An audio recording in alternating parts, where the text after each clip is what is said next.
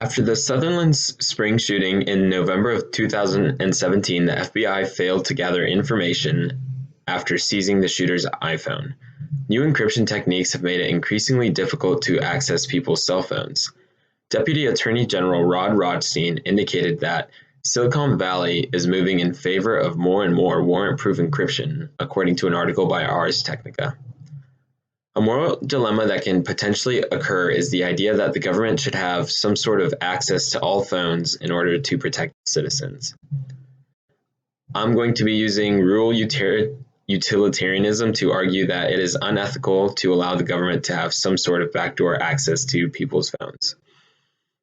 A cell phone basically holds all of the information to everyone's lives, and giving the government access to everyone's information, while potentially beneficial, is ultimately a downfall.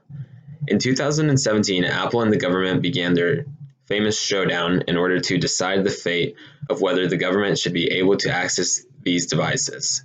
In an article by the New York Times, Tim Cook, Apple's CEO, states that the Obama administration was demanding the creation of a dangerous tool, a skeleton key that could be used not only by hackers but also by totalitarian governments.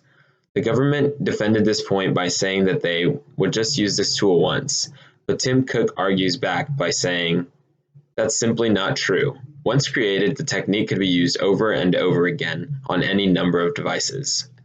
In an article by Schneier.com, Bruce Schneier, a renowned cryptographer, says that compare this with the tactic of secretly poisoning all of the food at a restaurant. Yes, we may get lucky and poison a terrorist before he strikes, but will harm the innocent customers in the process. Weakening encryption for everyone is harmful in the exact same way. Rule utilitarianism states that we ought to adopt the moral rules that, if followed by everyone, lead to the greatest increase in total happiness over all affected parties. In this case, it's apparent that this will not increase total happiness, thus making the moral dilemma unethical.